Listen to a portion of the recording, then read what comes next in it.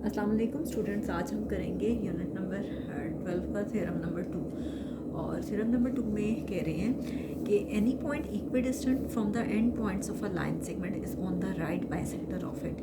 कोई भी पॉइंट जो है जो कि एंड पॉइंट से इक्वल डिस्टेंस भी हो किसी भी लाइन सेगमेंट के, वो उस पर राइट बाइसेक्टर बनाता है। लेकिन सबसे पहले आप ये देख लें कि लाइन सेगमेंट आपके पास है क्या।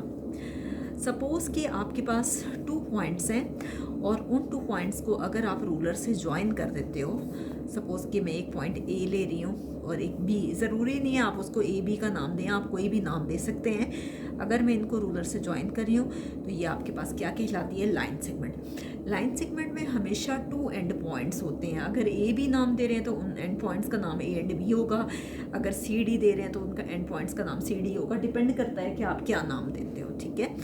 नेक्स्ट है जी, दूसरी बात उन्होंने की है बाइसेक्टर की। बाइसेक्टर क्या होता है कि जो किसी भी लाइन सेगमेंट को 2 इक्वल पार्ट्स में या किसी भी एंगल को अगर एंगल को 2 पार्ट्स में डिवाइड करता है तो वो एंगल बाइसेक्टर होता है, और किसी लाइन सेगमेंट को 2 पार्ट्स में डिवाइड करता है तो वो आपके पास बाइसेक्टर होता है, या उसको राइट बाइसेक्टर बोलते हैं। यानी वो 90 डिग्री का एंगल बना रहा होता है, ठीक है। तो बाइसेक्टर आपके पास ये है, और ये इसे राइट बाइसेक्टर भी बोलते हैं अगर ये 90 डिग्री का एंगल बना रहा है। तो अब देखिए कि आपसे कहते हैं कि any point equi distant from the end points of a line segment.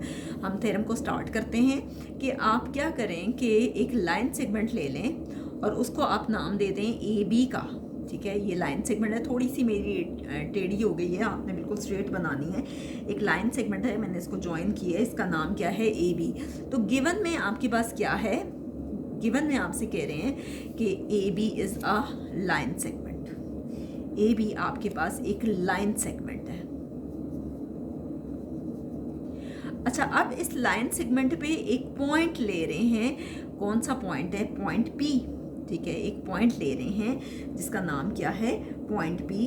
तो पॉइंट पी सच दैट, इस तरह से पॉइंट पी ले रहे हैं कि वो उसके एंड पॉइंट से इक्वल डिस्टेंस पे है। यानी जितनी लेंथ पी ए की है उतनी ही लेंथ पी बी की है। जितनी लेंथ पी ए की है उतनी ही लेंथ आपके पास पी बी की भी है। Such that P A is congruent to P B, दोनों की लेंथ सेम है। ये आपके पास है गिवन। टू प्रूफ हमने क्या साबित करना है, हमने ये साबित करना है कि वो स्टेटमेंट में ही ये बात कह रहे थे कि एनी पॉइंट, कोई भी पॉइंट लेते हो equi distant from the end points of a line segment, जो कि उसके एंड पॉइंट से कोई भी पॉइंट जो है is on the right bisector of it, उस पर राइट बाइसेक्टर बनाता है। तो हमने यही चीज़ प्रूव करनी है कि ये जो पॉइंट पी हमने लिया है, point P is on the right bisector of it. ये उस पर राइट बाइसेक्टर बना रहे हैं, यानी 90 डिग्री का एंगल बना रहा है, उसको 2 इक्वल पार्ट्स में डिवाइड कर रहे हैं। तो ये था आपके पास proof, right bisector of it, या फिर उसको ए बी कहते हैं, ठीक है। अब देखिए नेक्स्ट है कंस्ट्रक्शन। कंस्ट्रक्शन में हम क्या करते हैं कि बाजू का थ्योरम को प्रूफ करने के लिए हम फिगर में कुछ एडिशन करते हैं। तो क्या करें इसमें कि ज्वाइन करें पी को सी से, join P to C, P को सी से ज्वाइन करें, जो कि किसका मिड पॉइंट है, the mid point of A B. जो ए बी का क्या है, मिड पॉइंट है, the mid point of A B. तो ये हमारे पास था given to prove and construction. Next हम करते हैं प्रूफ। प्रूफ में है जी स्टेटमेंट्स एंड रीजंस। तो देखिए स्टेटमेंट अब देखिए स्टेटमेंट्स एंड रीजंस में क्या है कि 2 ट्राइंगल्स में 1-to-1 का कॉरस्पॉन्डेंस ले रहे हैं। एक ट्राइंगल है आपके पास, आपके सामने है, कौन सी है, ये वाली ट्राइंगल ए सी पी। और जो दूसरी ट्राइंगल है वो, उस ट्राइंगल का नाम क्या है, triangle B C P. 1-to-1 correspondence का मतलब है कि आपके पास दोनों में क्या चीज़ जो है, कोई सी 3 बातें अगर प्रूफ हो जाए तो हम कहते हैं कि 1-to-1 कॉरस्पॉन्डेंस है। यानी 2 साइड्स इक्वल आ जाए और एक एंगल, या 3 साइड्स इक्वल आ जाए, या 3 एंगल्स इक्वल आ जाए, कोई भी पॉसिबिलिटी हो सकती है। तो आप देखिए सबसे पहले हम कह रहे हैं कि जितनी लेंथ पी ए की है उतनी ही पी बी की है। और ये हमने कहाँ किया था कि P A is congruent to P B, ये हमने किया था गिवन में। अब देखिए दोनों ट्राइंगल्स में ये साइड है पी सी, पी सी और पी सी आपस में कॉमन है, तो इसका मतलब है P C is congruent to P C, P C और पी सी आपस में बराबर हैं। ये पहले ये क्या है, कॉमन आया हमारे पास। नेक्स्ट है ए सी किसके इक्वल है, बी सी के। ए सी किसके बराबर है, बी सी के।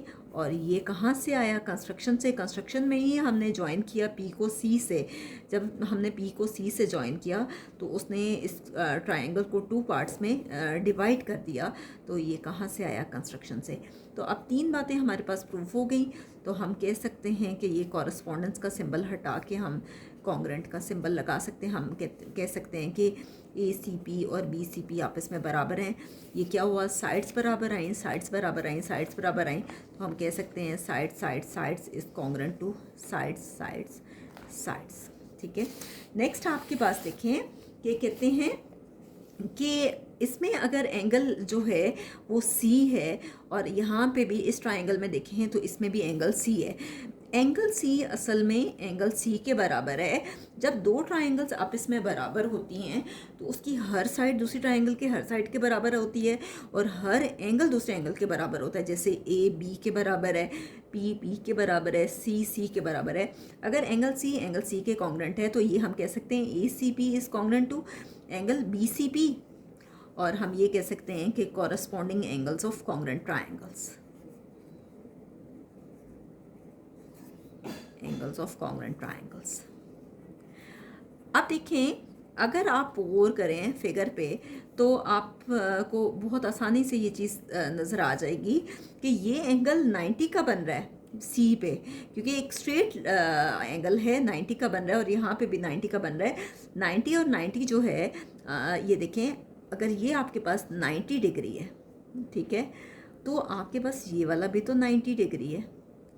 और ये अगर एक स्ट्रेट लाइन पे ये एंगल्स दोनों बन रहे हैं तो 90 + 90 इक्वल होता है 180 डिग्री के। और अगर 2 एंगल्स का सम जो है वो 180 डिग्री के इक्वल आ जाए तो वो सप्लीमेंट्री एंगल्स कहलाते हैं। बट लेकिन major angle A C P और major angle B C P ये तो दोनों 180 डिग्री के इक्वल हैं, क्योंकि 90 + 90 ये फर्स्ट है और इसको आप सेकंड का नाम दे दें।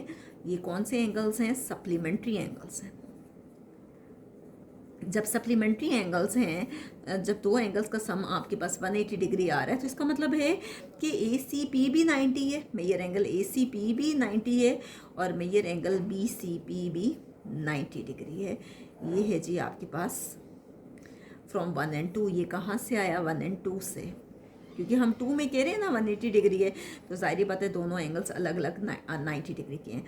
अब देखें अगर वो 90 है ए सी पी, अगर ये 90 डिग्री के इक्वल हमने प्रूफ किया है, तो ज़ाहिर बात है कि वो उस पर परपेंडिकुलर है। जब भी वो 90 होता है तो वो परपेंडिकुलर तो होता है।